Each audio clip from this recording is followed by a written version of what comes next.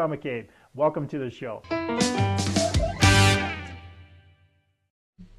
Hey, welcome to the John A. McCabe Show, where it's all about accelerating your authority in your business or field of expertise. And I do that by helping entrepreneurs, business owners, authors, experts, and speakers get seen, get heard, get noticed on any device, anywhere, anytime, with as little as 15 hours worth of effort, also known as the Authority Acceleration Blueprint. Today's show is Business Strategy Tuesday, where I bring on guests and discuss topics and strategies I feel can help you accelerate your authority in your business or field of expertise. On today's show, my guests will share with you a strategy that not only accelerates your authority, but also attracts more of your ideal target market. For most businesses or entrepreneurs, we're always searching for new clients, always looking to grow our business, and always looking to find a way where we can leverage either our time or money when we're building our businesses. A lot of us generally attend networking events where we can prospect, hand out cards, make connections, and try to drum up business. But if you step back and think about the networking event itself, how much attention the hosts get and how most people want to talk to them or pick their brain. Now, it's very clear the majority of people at the event view the organizer as an authority in that particular topic. Now, it's actually natural that individuals generally see the event organizers or people that stand up in front of a room and speak as people who have authority in a particular topic. And for over 13 years, Meetup.com has made it very easy to start, facilitate, and grow your event, attracting like-minded individuals and people with similar interests who have a desire to get together on a regular basis to discuss their common interests. Now, for those of you not familiar with Meetup.com, it's an online social networking portal that facilitates offline group meetings in various locations around the world. Now, Meetup allows members to find and join groups unified by a common interest, such as business, politics, books, games, movies, health, pets, careers, hobbies, you name it. There's probably a topic for it. It was organized around one simple idea. When we get together and do things that matter to us, we're typically at our best. And that's what Meetup does. It brings people together to do more, explore, to teach, and learn things that will help them come alive. But what is it that makes some meetups so successful while others fail? Now, why do some gatherings fill up every single time while others only have a couple of people attending? Well, that's something my guest today will shed some light on. He has cracked the Meetup code and knows what it takes to create a successful Meetup group and how you can use it to position yourself as the authority in your marketplace, attract more of your ideal target market, and get more paying clients. So don't go away, because when I return, I'm going to be joined by my guest today, Jimmy Jays. Hey, thanks for joining me on today's show, Business Strategy Tuesday, where we talk to various guests about strategies that can help you accelerate your authority in your business or field of expertise. Now, I'm pleased to have Jimmy Jays on the show today. Jimmy and I met back in 2009 when we were introduced by a mutual friend. Jimmy was involved in some real estate investing at the time, along with an MLM and some other ventures that we'll get into a little bit later on. Now, anyone who has ever joined or belonged to an MLM knows just how hard it is to attract and recruit prospects for your business. Well, in actuality, it's really no different than any other type of business. Most business owners and entrepreneurs are constantly looking to fill their lead funnel with new prospects that they can convert into paying clients. Now, one of the things that makes Jimmy so special is that he took a very unique approach to a problem that was being experienced by most business owners, entrepreneurs, and MLMers alike. How do I find and attract more of my ideal target market? How do I stop wasting time on people who aren't going to be interested in my products and services and focus my efforts on people who are actually interested and really serious? And that's just what Jimmy did. He started a Meetup group that focused on playing Robert Kiyosaki's cash flow game. Now, because Jimmy knew they were people who wanted more out of life, they were searching for ways to get out of the rat race, and Jimmy had some solutions that could help them achieve their desired outcome. Now, over the past several years, Jimmy perfected his strategy and now teaches it to other entrepreneurs looking to build and grow their authority, their business, and their bottom line. So please give it up with likes, love, shares, and a virtual flurry of thumbs ups and heart icons across the screen for my guest today, Jimmy Jays. Welcome, Jimmy.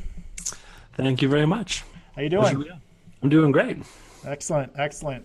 So life in BC is treating you well. Jimmy, for anyone that doesn't know Jimmy, he lived in Edmonton for quite some time, and he just transitioned into BC, the Chilliwack area, and we were actually discussing offline about how nice it is there compared to the weather here in Edmonton right at the moment, where it's cold and dark on a regular basis. Well, you know what it's like here in Edmonton, Jimmy. Yeah, there's time freedom, money freedom, and location freedom, and it is definitely fantastic to have location freedom. Oh, for sure. I think that's one of the reasons why I end up taking a lot of vacations in the winter time when living in Edmonton. And one of these days, I keep asking myself, why do I actually live in this city when I could do what I do primarily from anywhere around the world? But for whatever reason, I just haven't left my comfort zone. And that's really what it boils down to, is leaving your comfort zone when you're looking to make a move like that. So Jimmy, I don't know if you watched the show before, but the first thing we like to do before we get too far into the interview is a speed round of questions. That's nothing you have to study for. Don't worry, you're not going to be graded. There's no test at the end. It's just so the viewers get a sense of who you are. They get to know a little bit more about you personally as well as professionally. So just say what comes to your mind in a few sentences. And for all you people watching at home, just play along with us. Just when I ask the question, just type your answer in the comment field. And at the end, we'll just take a look to see what everyone had to say. So you all set, Jimmy? I am. All right. So name the book that impacted your life the most. Without question, it was the first book that I read cover to cover, which is Rich Dad, Poor Dad. Excellent. I think that's that one, along with Napoleon Hill's book and the Bible. Those are the top three books that entrepreneurs and people that I have on the show mention are Kiyosaki's book and the Bible and Napoleon Hill's. So when you were a young boy, who was your celebrity crush? That would have to be Jennifer Aniston. Nice. What is either a book, a podcast show, or an actual show that you're into right now? Book that I'm reading right now is called Simplify, and it's by Richard Koch, and it is all about how to be either a proposition simplifier or a price simplifier in your business, and it's great if you're a business owner. It's also great if you're an investor. Excellent. Do you currently work with any coaches? Absolutely, and the person who I follow the most closely, his name is Tim Francis at ProfitFactory.com. Excellent. What is your favorite movie of all time? I have to say Dirty Work. It's an oldie, but a goodie. Okay. And are you currently involved in any masterminds? Yeah, I guess there's an event that I go to once every quarter called the 80/20 Summit. So that would probably be a mastermind. Excellent. And name a person, either dead or alive, who you'd most like to meet and have dinner with. I'd probably say any of the founding fathers of the U.S., even though I'm a Canadian. I just love the thought process and how they've created a document in the Constitution that has lasted this long, and there's just so much wisdom in there. So any of the founding fathers. Nice. And what's your favorite type of vacation? Is it a beach vacation or adventure tour? I think I do both. I think I split my vacation into half the time doing nothing and reading and just unplugging, and half the time I'm doing something crazy. Very nice. What's the best business advice you ever received? Best business advice I've ever received.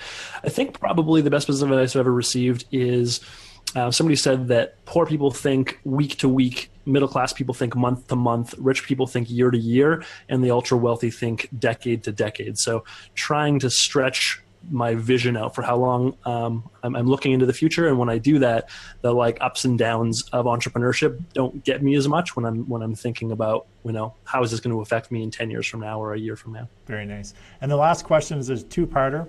Now this is which of these is your favorite, not what you consume on a regular basis. So if you're going to treat yourself, which of these is your favorite? Water, beer, or wine?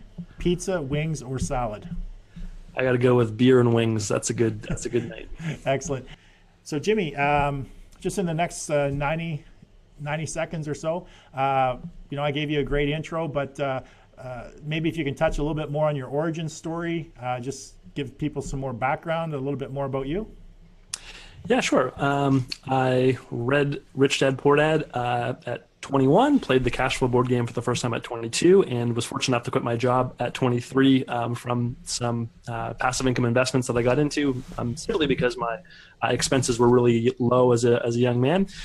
And then from there, I started into doing some network marketing, and went out and did the traditional thing of recruiting friends and family. And I think I recruited like 5 people, and then all quit. And that was confusing to me, because when somebody drew out the plan on a whiteboard, they didn't ever cross out any of the circles and tell me people quit. So that was disappointing. Yeah. And in that process, I ended up creating a meetup group around the cash flow board game. And long story short, after creating that group and meeting a bunch of people who already thought like entrepreneurs, when I got back into a network marketing company and got started, I was able to recruit 25 people in 21 days and become a top earner in that company in a relatively short period of time. And it was really because I got in front of the right people, and a bunch of them, by using Meetup. Excellent. So I read that when you started out as an entrepreneur, you had 3 different businesses, multiple investments in the first 5 years. What were some of the biggest lessons you learned in those early years? I think that in the early years, what I realized is I remember specifically reading Rich Dad, Poor Dad, and thinking to myself, if there's any one thing that I can do to not have to have a job for the rest of my life, just let me know what it is and I'll do it. And so when I read that book for the first time, it was so exciting that it was the first time anyone had ever said to me, you don't have to have a job. Mm-hmm. And from there, that book introduced me to the cash flow game, to a bunch of other people, and to a bunch of different ways of thinking, to where I realized that there was like so many different ways out there to create passive income. And the next phase for me was kind of like a bit of overwhelm, where I was like, holy smokes, look at how many things there are out there that I have to learn to create passive income. And it was really overwhelming that I had to get good at so many things. I felt like I really I felt like I was back in school all over again, and I had so much to learn. And then my third phase was realizing that I didn't actually have to be great at all of them. I just had to find one thing, one asset class that I enjoyed and that I was good at. And that literally, if I just got good in one of those asset classes, that I could make more money than I could ever spend just in one of those, asset classes. So I think that was kind of the process that I went through in the early years, was going from, not knowing there was another way, and going from, go to school, get good grades, get a safe, secure job, to if there's any one way, let me know what it is and I'll do it, to overwhelm. And then stage 4 was like, I only have to get good at one of these things. So what was the biggest shift that you had in your mindset that you attributed your success to? So during that time frame, what shifted your mindset? Yeah, well, I'll give the viewers here a little picture of that. So this is kind of, in a nutshell, the process that I went through. So hopefully you can see this, but I learned this from the cash flow game, and it's basically... Just a sec, Jimmy. I think you just shared your screen with me, and it just wiped out. Okay, so we're good. Sorry, it just wiped out my laptop. Is like, where did my production screen go? But you just covered it up a little bit. But we're good. People can see it. People can see it. Yeah. Yeah, so this I learned, over 10 years of failures. But basically what I learned, number one, is figuring out what your dream is and what that thing is that you're, willing to go to work for. And for me, I grew up in a family with a single mom, and she worked part-time rather than full-time so that she could be around more.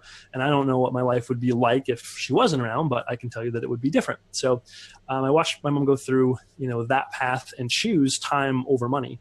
And so my dream is to be able to be that type of parent, to my kids, and also be in a point where I've got the passive income to not have to worry about money. Right. And my secondary goal is to help other parents who have the same ambition to be able to raise their own children, that they have a choice to go to work or not because they know another way. So number one is select your dream, whatever that is. The dream is going to be the thing that stays constant regardless of what path you use. The second part is income statement and balance sheet. And that is, if you ever played the cash flow game, It's just your income and your expenses, your assets and your liabilities. And something that Kiyosaki said is it's not how much money you make, it's how much money you keep, how hard that money works for you, and how many generations you keep it for. So the biggest mistake I see new entrepreneurs make is they're so like infatuated with, how much money do I make? Am I a 6-figure earner? Am I a 7-figure earner? I don't care how much money you make. How much money do you keep? How hard does it work for you, and how many generations do you keep it for? So second step is you want to start tracking where that's happening.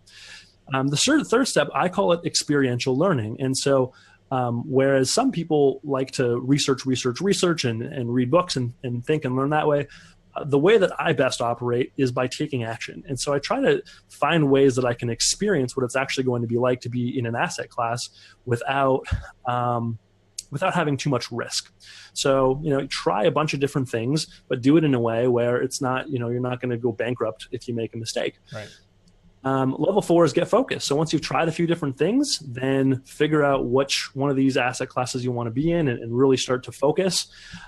And once you've done that, then level 5 and level 6 are called level up, double down. And this is a circle. So it's not that you get to level 6 and you're done. You're always level 5, level 6 in it. So you're leveling up, finding a mentor, putting in lots of low risk reps, hiring a coach, getting specific skill set training, whatever, and then double down. So start scaling, getting more leverage. And it's just this constant circle of taking more training and then, doubling down what you're putting in. On all of that, though, I'm quite sure that I read somewhere that when you had those 3 different businesses or whatever, one of the biggest things that changed shifted your income and shifted within your mindset was your focus, that you were actually focusing on one specific thing versus trying to be everything to everybody. Yeah, so that would be step number 4. So step number 3 was trying a bunch of different things. So that was my phases when I was, trying a few different things was my experiential learning. And then step number 4 is get focused. So that's where, if anybody's struggling with getting focused, there's a great book called Essentialism.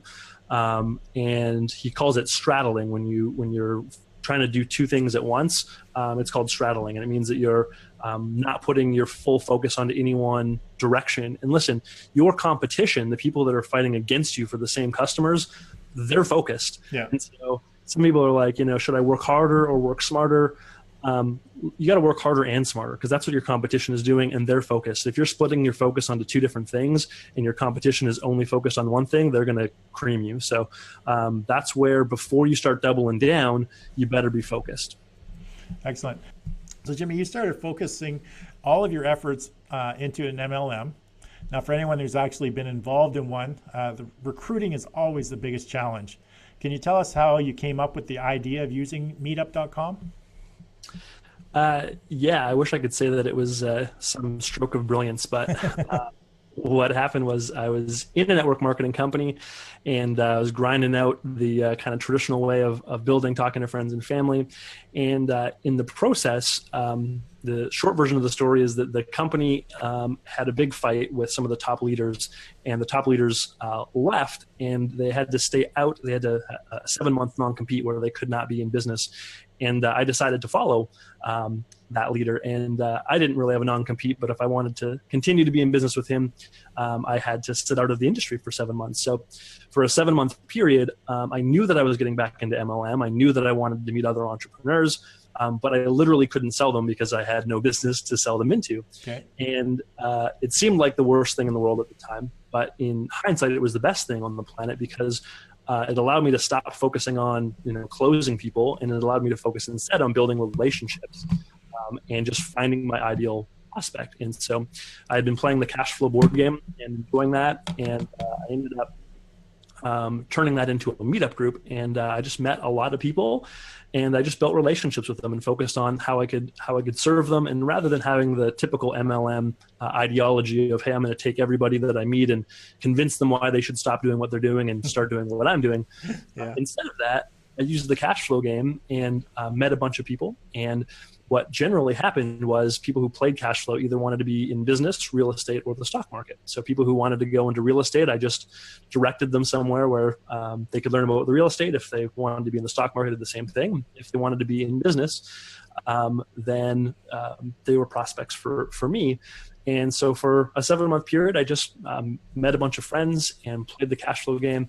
And when it was time to, go back into business 7 months later, it was just a matter of, I think I made 42 phone calls. And of those 42 phone calls of people who came to cash flow the most number of times, 100% of them agreed to sit down for a presentation. 100% of them actually showed up and they said they were going to.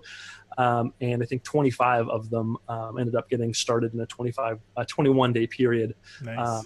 And that was it. So I wish it was, a real smart plan that I put together, but it just kind of fell in my lap. And since then, I've refined it a bit. Excellent. And so how long were you using the Meetup? So you actually were using Meetup prior to getting into the MLM.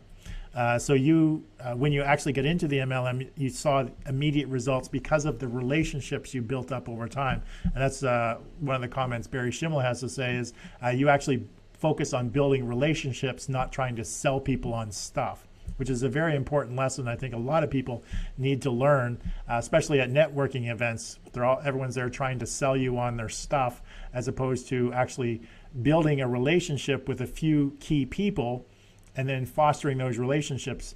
What a lot of people end up doing, and I'm sure that you've witnessed this, Jimmy, you go to a networking event, it's like, how many cards can I hand out?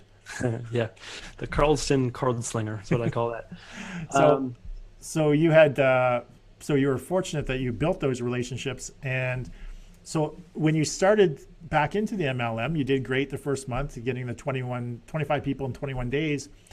So were you getting similar results after you got back into the MLM, after that first core group of people that you'd built the relationships? Did you continue on from there? So the first time I did not. The first time I went through that process and enrolled a bunch of people and started working with them and started crushing through some ranks. And I actually gave my Meetup group away, if you can believe that. I was like, I don't have time to do this. I'm going to be a millionaire soon in network marketing. For a period of time, I literally didn't have time to prospect people because I was working in depth with people on my team. And then when it came time to start recruiting again, I did what the network marketing company told me, which is to, go out and talk to people one at a time and talk to the person beside you on an airplane or the barista at a Starbucks or whatever. And that's when I started hating my life in network marketing again.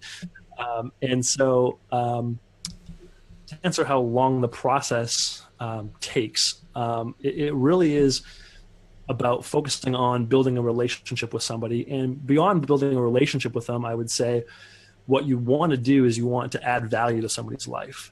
And the more you can focus on that, the more success you're going to have. And the thing that I don't like about a networking event is I've never gone to a networking event because I wanted to buy other people's stuff. Right? I've gone to a networking event because I want to meet people to sell my stuff to. Mm-hmm. So when you think about that, it's just a group of a bunch of people who are all going there to sell, not going there to buy. Right. So I love the idea of Meetup because Meetup is all about doing. And so when you have a Meetup group, you create a group that becomes like your lead magnet for those online marketers out there. Meetup is like a big lead magnet where you're giving something away for free in exchange for their email address or phone number or whatever. So that's really how I use Meetup as a way to just add a bunch of value to people and solve some problems if I can, and doing that in person with them. Excellent. So, and one thing that you mentioned that to me off camera, that there's a lot of people that were working a lot harder than you were in the business, but not getting the results. So do you attribute your success to Meetup and how you're able to actually leverage its platform? Is that what you attribute a lot of your success to? Yeah, I absolutely do. And what I would say, if you can see my screen here, yep. This is what I call the recruiting quadrant, and it basically explains whether you're a network marketing or any type of a business where you have a product going to an end user. Mm-hmm. Basically, there's 4 quadrants you can be in. So either you're talking to people one-to-one or you're talking to people one-to-many. And then the other axis is either you're taking what I call the chasing positioning or you're taking what I call the authority positioning, where you're being trusted authority. So the difference is either people are chasing you or you're chasing them. Those are the only 2 options. Okay. So the one-to-one chasing quadrant I call the grind. The next one is one-to-many chasing, which I call vendor. Then there's busy professional, which is trusted authority one-to-one. And one-to-many trusted authority is the star quadrant. And the funny thing is especially inside of network marketing, there's a ton of different trainings on how to do things, but really they're all different ways of doing the same thing, which is operating in the grind. So chasing people one at a time. So whether it's Facebook messaging strangers, whether it's buying leads, whether it's the 3-foot rule where you're, asking people if they keep their income options open when they sit beside you on an airplane or make your coffee or stand behind you at a Walmart. They're all different ways of chasing. And I nicknamed this the desperation quadrant because when you're operating here and chasing people one at a time, they start to treat you like you're a desperate network marketer. Yeah. The second one is actually, where you're doing... it's not, sorry to interrupt, but it's not even network marketing. It's actually any business. Yep. You could be any entrepreneur, business owner. These 4 quadrants apply to I'm looking at it, this applies to every single business.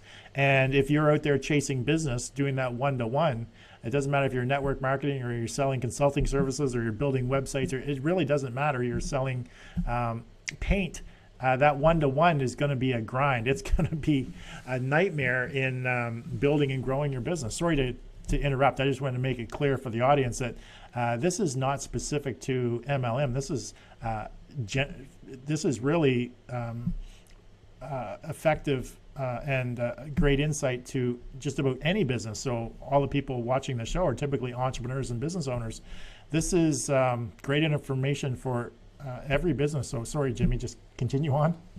Fully agree. Any business where you have an end user that you're going after, you're going to put yourself into one of these 4 quadrants. So the next one is vendor, and this is one-to-many, so you're getting some leverage, but you're still taking that chasing positioning. So this would be like if you were, Facebook spamming people in groups rather than one at a time.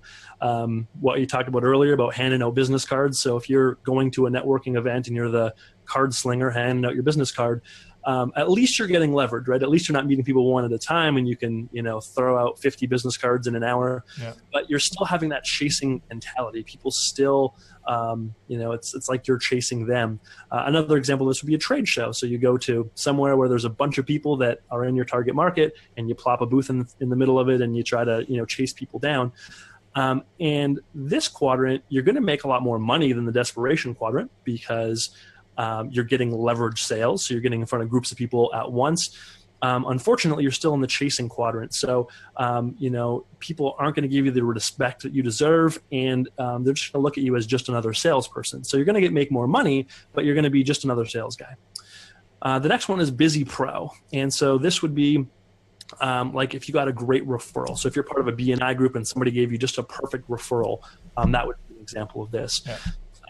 Another example of trusted authority would be, just if there was somebody that really talked up your business or your services. If you're a real estate agent and somebody just gave you like an ideal referral and they already knew who you were. If you're a network marketing, example of this would be like a 3-way call. If you're the upline and you're doing a 3-way call and you've got on the phone with you somebody in your downline and one of their prospects, and your downline has edified you properly, then the person on the call is going to give you the trust and authority that that you deserve, and they're going to treat you with respect. You're going to have a way higher closing percentage, and it's just going to be a more enjoyable process. Yeah. The downside of this quadrant is that you're still working one-on-one. So you've got the same, again, regardless of the business you're in, you're going to have the same, experience or lifestyle as any other busy pro, whether they're a surgeon or whether they're a top-of-the-line real estate agent.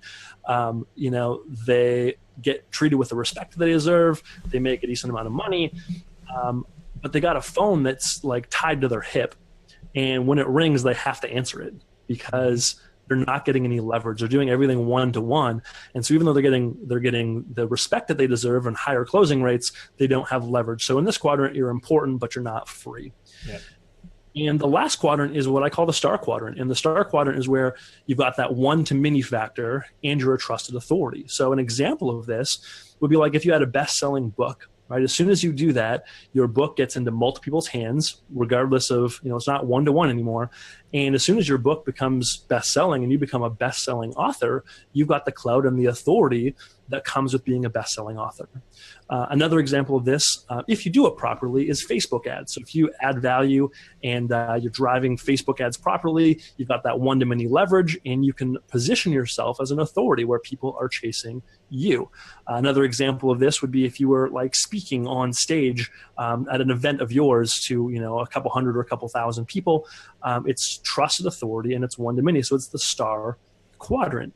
And becoming a meetup organizer, in my opinion, is the absolute best way for you to break into the star quadrant. So if you don't have a best-selling book, and if you're don't have a couple $1,000s a month for Facebook ads and the time to learn about testing and split testing and targeting and retargeting, then Meetup is absolutely the easiest way for you to break into this quadrant. It's called the mass influence quadrant. And, you're not going to have the same world-renowned name that you have if you were a best-selling author. But I'll tell you what, if you do Meetup right, you will absolutely become just a local celebrity in your market. And it's not going to cost you a couple $1,000s a month on ad spend. Meetup is $20 a month. And all the examples that we'll show you later on here, they all came from a $20 a month ad budget and a couple hours a month of putting some time in. So when did you decide, Jimmy, that there was an actual market for this information and start actually delivering it or teaching it to other people? Yeah, so in my network marketing company, I became a part of a group. And that group was like some daily accountability, and we'd get on a call every day and say, hey, here's how many people I talked to today. And most people were talking to like 5 strangers a day. And I'd get onto the phone daily and be like, yeah, I didn't talk to anybody today. Yeah, I didn't talk to anybody today. And I was just like, I was reading books and I was trying to figure out how can I be more consistent? How can I just develop discipline? And I just thought that I was just, terrible in that area. And then what would happen would be the end of the month would come along and everyone else had done significantly better than me.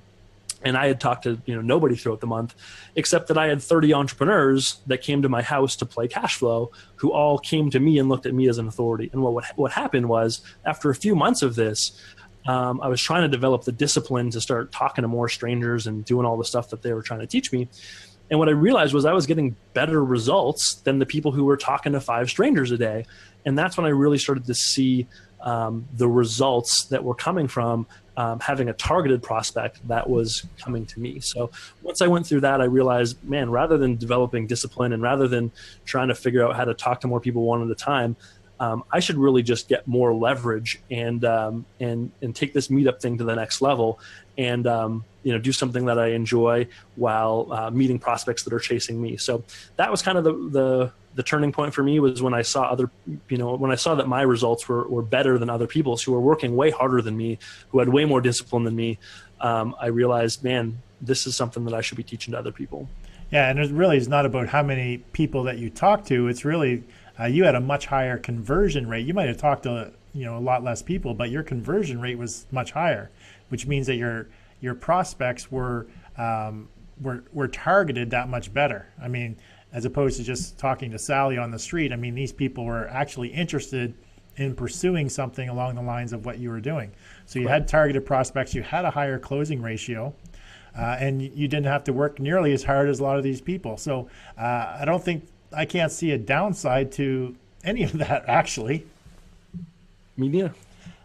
So Jimmy, you made your mark in the MLM business, but I'm quite confident that this strategy will work in any industry, right?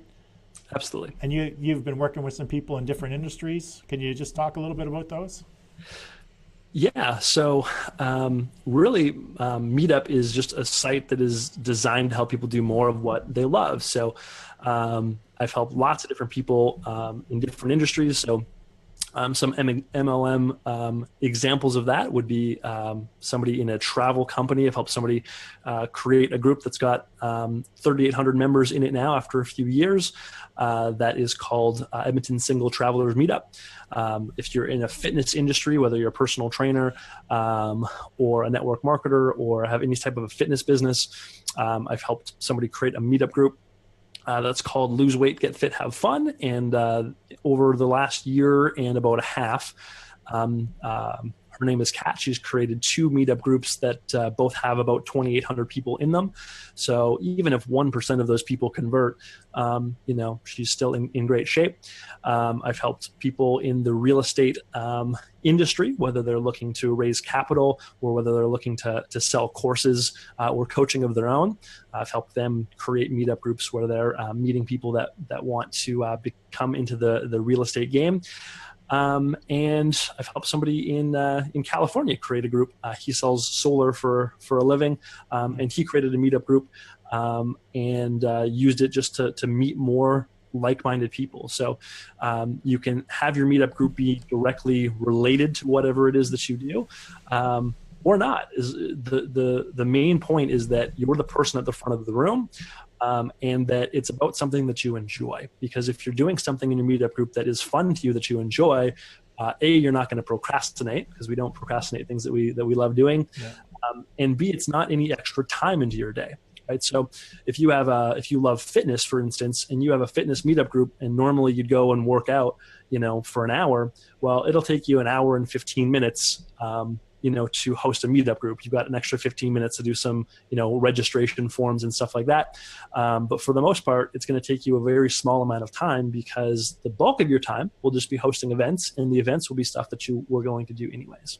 So most of the people that you help out, Jimmy, how often do they hold their events? Is it monthly, weekly? So probably you're looking at a minimum of once a month. Personally, I hold one event a month. But really it's up to you. The more time that you're going to put into it, the more output that you're going to get. So my friend who has the fitness group, they usually do 1 or 2 things per week. But again, it's not additional time out of her schedule, because she was going to work out that often anyways.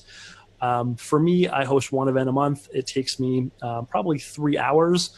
And in that 3 hours, by the end of it, I have a stack of forms that I have people fill out, where they answer some yes and no questions, and they literally overtly give me permission to contact them afterwards, where they're asking me for help in one area. So there's a few different ways that you can do that. One way is at the end of each event, you have a stack of forms of people that say that they want what you have. You can call them back and talk to them one at a time. Personally, I like to do more of a launch style. So I'll collect forms for a few months in a row, and then from there I'll do a launch. So an example of that would be, let's say you had a cash flow club and you were looking for investors. You could have a question on your form that said, I'd like to invest in real estate. Please let me know the next time you have a property available. And I would literally just build this list, this database of buyers in an email list. And then as soon as I had a property, I could just send one email to that whole list. And now all of a sudden I have a waiting list of people who want to buy properties from me. If I was in a network marketing company with a weight loss type product, I could call people back immediately after the workout event, and I could, sell them whatever it is that I do. But personally, what I would prefer to do is I would say, please let me know when your next 90-day challenge is. And, 4 times a year, I would just send an email out, and I would, recruit 30 people all at once. And I would do that a couple times a year. And then the rest of the year, I just would focus on building relationships rather than trying to recruit people. And is the majority of what you teach people all targeted through meetup.com, or are you teaching them other strategies outside of Meetup to attract people to your actual Meetup? Everything that I show is within Meetup. So what I would say is overall, you just want to move yourself from the grind quadrant to the start quadrant, however you want to do that. If that's writing a best-selling book, do that. If that's Facebook ads, do that. The reason that I teach Meetup is because it's the lowest barrier of entry to somebody who is in the grind quadrant, who who's tired of chasing people one at a time, and they want some leverage. So everything that I teach in my webinars and things like that is how to leverage Meetup.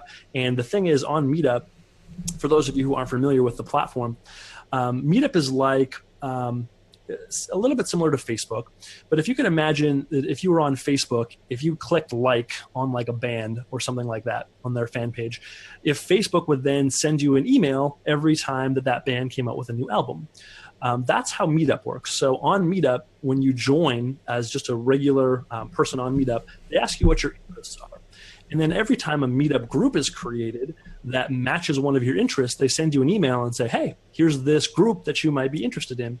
So what that means is right now there's already an existing database of people on Meetup who have already said, I'm interested in real estate investing. I'm interested in personal development. I'm interested in weight loss. I'm interested in women's weight loss. Whatever it is that your target market is, there's people that have already self-identified as, if there's a group that comes with that topic, let me know.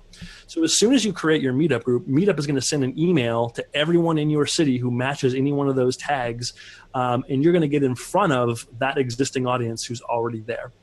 On top of that, Meetup has great SEO ranking. So if you type in, get fit, lose weight, have fun, Edmonton, the first thing that comes up is Kat's Meetup group. If you type in lose weight, have fun, get fit, lose weight, any combination of those words, the first thing that comes up is Kat's Meetup group, which I don't know how much it would cost her to rank that, under the lose weight terms. But she does that for $20 a month.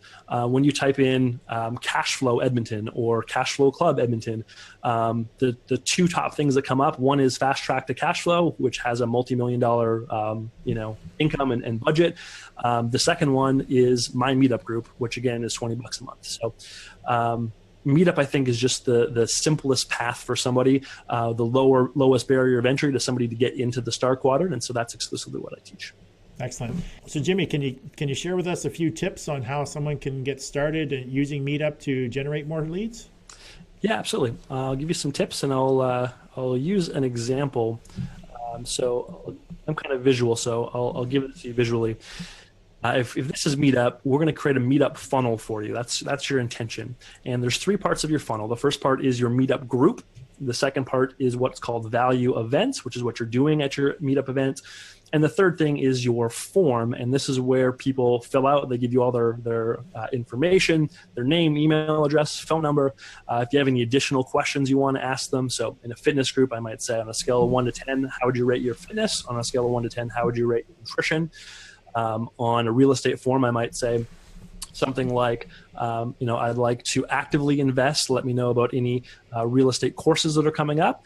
And then the second one that says, I'd like to passively invest. Let me know about any, real estate investments that you have coming up. So you create this form to allow people to start chasing you rather than you chasing them.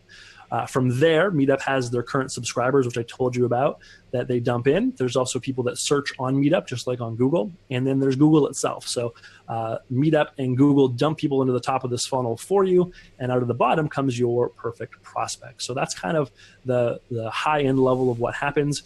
Now, at the group level, you don't do any selling. At the value event level, you don't do any selling. It's not until somebody fills out what I call their interest form, and this is where they segment themselves and give you permission to talk to them. And as soon as they do that, now they are chasing you rather than you chasing them. So my tip when it comes to Meetup is no selling at the group level, no selling at the event level. Let somebody fill out one of these forms, and that way they're chasing you. And if you're in any business where you're used to being in the grind quadrant where you're chasing people one at a time, the idea of like not selling is like, mind blowing. Like, why? I've got them there. Why wouldn't I just pitch them right now? Yeah. The reason is you want to add a ton of value and you want to create something that's a social experience for them. And the more value they get, the more they're going to come back, the more they're going to bring friends. And this is also what I call what Frank Kern would call an indoctrination sequence. So as people are coming to your events, you actually get to influence their way of thinking before you ever make a pitch. And it's a lot easier to influence someone's way of thinking when you're taking a teacher positioning than when you're taking a salesperson positioning. So that's kind of the big picture. And I guess when it comes to Meetup, this is the misconception that I think a lot of people have. They think that the number of sales they make is the offer that they have multiplied by their sales skill. And so they're working to just increase their sales skill over and over and over. But that's not the whole story. There's also the number of prospects that you get in front of, right? And this is where I think it was Jim Rohn who said, if your skill level is that you close 9 out of 10 people, and mine is that I close 1 out of 10 people, I'll still beat you because you'll talk to 10 people and you'll get 9 started. I'll talk to 100 and I'll get 10 started. So you can outwork the lack of a sales skill just by getting in front of more prospects, which Jim Rohn put so eloquently. Yeah. But there's another one on top of this, and that is it's not how many prospects you get in front of, it's how targeted and motivated are those prospects. So if you get in front of a whole bunch of people and you have a weight loss company and you get in front of a bunch of people who don't want to lose any weight, it's not a numbers game. It doesn't matter how many people you talk to. You're just being annoying. So you also need to get in front of targeted people. And so when it comes to getting in front of targeted people, here's the way that I think about this. If you talk to anybody and you give them your presentation, and at the end you say, hey, on a scale of 1 to 10, 1 being not interested, 10 being I'm ready to start right now, where are you at? It would give you a number. And if they give you an 8 or a 9, it means that they probably just need a little bit more information. If they say a 6 or a 7, it's possible you could get them started, but it's going to take a lot of convincing. And again, this is cross-industry. It doesn't matter what we're talking about here. Yeah. If they give you a 1 through a 5, it's just never going to happen. I mean, even if you developed a crazy skill set where you had some way of closing them, they're just going to have buyer's remorse and want to return it because they're not your prospect. And then there's people that are 10s who are ready to join. They literally are like praying every night for what you have. And they were ready to join before you even showed it to them. Okay.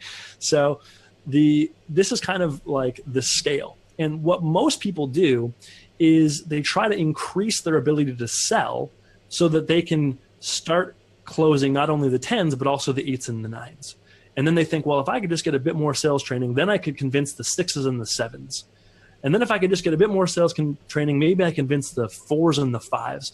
And the goal is to be able to convince more people to do what they want them to do. The problem is once you convince somebody, especially in network marketing, you convince somebody to join, congratulations. Now you have to convince them to make a list, convince them to buy a product every month, convince them to call people, convince them to come to an event. Yeah. Regardless of industry, you're spending your life convincing. So instead of that, just get in front of a bunch more 10s. Just find a way to get in front of a bunch of 10s. So in this example, where I showed you the group, the value events, and the forums, well, we created a group for my friend David. He created a fitness group. And Meetup and Google dumped thousands of people into the top of this funnel for him. And of that, 372 people joined his group at the end of month number 1. So they had joined a group saying, hey, I'm interested in doing some fitness-related stuff. So those are targeted people. You could talk to a few thousand to find out, who have some interest, or you could just let Meetup funnel it for you and find the 372 that are the most interested in what you have. From there, of those 372 people, he had 4 separate events that had 106 people in total show up to them. So if the group level had 372 people, those are 372 people who are interested in losing weight. The 106 of them that showed up to an event, those people don't want to just lose weight. They're not just interested in losing weight. They want to lose weight right now, so much so that they came to an event. So now you've narrowed it even more, not to just targeted, but to targeted and motivated. And then from there, of those 106 people that showed up, 62 of them on their form circled, yes, please give me help. Please contact me. I need some help. I can't do this on my own. So rather than talking to a few thousand people and seeing who says yes and who says no and trying to work on how can I convince them, David just got in front of the 62 people who were the most likely to buy. That's leverage, and that's why I can work, a lot less hard than some other people out there and get better results. So excellent. We've got all those, and there's one more on here, which is trusted authority. And the amount of money people will pay you is in direct proportion to the amount of confidence that they have in you. And that's why you see these endorsements that happen where they send out one tweet and do millions in sales, it's not because those celebrities have great sales skills. I'll tell you that. No. It's because people look to them as an authority in that industry. And if you can get yourself into the star quadrant, now you've got that authority factor. And so here's what happens to most business owners. Right? They've got a 9 in their skill set of selling, right? And they're trying to get in front of lots of people, but they're not qualified people and they don't look at them as an authority. Over here, like if you're a 4, if you're under average in skill, under average in the amount of prospects, under average in how qualified they are, but you've actually got a little bit of qualification and a little bit of authority, your score is 256. And the person at the top here, they're trying to get their skill set up to a 10, and then they try to outwork you. And so they spend 10 times as much time and talk to a lot of prospects, and their score is 100. And you're getting 2.5 times better results by being under average at a bunch of things, just because you're getting in front of more qualified people and you're positioning yourself as an authority. Very nice. That's a great example. Excellent. Thanks, Jimmy. But that's all the time that we have for today. And I personally want to thank you. And I know that we never get into it, but I know that you do have a webinar that people can go through. So what we'll do is, Jimmy, if you want, just post your links in the comment section of this video for your free webinar, as well as the information on your course where people can go and check it out. And if they're interested, maybe they'll hopefully they'll go through the course and start their own meetup group where they can attract more of their ideal target market, more of their interested prospects, and then follow that sales funnel process to getting more business, more leads, more prospects, and definitely more money. But Jimmy, I just want to thank you again for being on the show. It was a pleasure having you, pleasure catching up. I know it's been way too long. So everyone give Jimmy some love by hitting that like button, love button, virtual flurry of thumbs up and heart icons across the screen. And again, Jimmy, thank you. And don't forget to post that information in the comment section. And I look forward to catching up with you again. Thank you very much, my friend. And yeah, just find some way to get yourself from the desperation quadrant to the star quadrant, and stay tuned to everything that John teaches, because everything he's teaching is about that authority positioning, and that's going to help you in the star quadrant. Excellent. Thanks again, Jimmy. And for everyone else, just stick around for a few minutes and I'll be back with closing remarks. Take care. Well, thanks for joining me on today's John A. McCabe Show, where we work with entrepreneurs, business owners, authors, experts, and speakers get seen, get heard, get noticed anywhere, anytime, on any device. Now, also known as the Authority Acceleration Blueprint. Now, if you're someone who's looking to take your business to the next level and want to get some coaching advice, why not apply to be a guest on today's show? Now, for most entrepreneurs, we want to create a life of our own, create our own path, and do what we can to reach our own desired outcome, which is generally freedom. Freedom to choose what we want to do, when we want to do it, and with whom we want to do it. A life that's full of options and choices, where we worry less about money and more about the quality of time that we spend with others. Now, a great way to make that happen is to leverage other people's knowledge, time, and skill sets. Step 1 to reaching our freedom life is to realize that you can't do it alone. Working with a coach or being involved in masterminds is a great way for entrepreneurs to move their business forward. Now, a coach can help you shorten the time frame to get you from where you are to where you want to be, while being part of a mastermind is meant to bring entrepreneurs together, all with the goal of helping each other move forward with their business. Now, the second step to creating the life you envision for yourself as an entrepreneur is to implement systems into your business so you can streamline your operations, leverage systems, and free up your time to focus on your family, having fun, and the highest leverage activities in your business. You know, the activities that get you the biggest return on your time invested, the ones that truly make you money. Now, sometimes we just don't know what systems we need, how to implement those systems, or even have the time to find out what is needed. Now, working with a coach or consultant that understands, uses, and specializes in systems that can streamline your operations can help save you time, aggravation, and make you a lot more money. Now, for example, having a system or strategy that allows you to leverage just 15 hours of your time into enough repurposed content to get you seen, get you heard, get you noticed anywhere, anytime, on any device is a great example of leverage. Now, just imagine a system where you invest just 15 hours of your time, and the end result is you're a #1 best-selling author. You have enough content that's going to get you seen, get you heard, get you noticed anywhere, anytime, on any device. You have a successful podcast.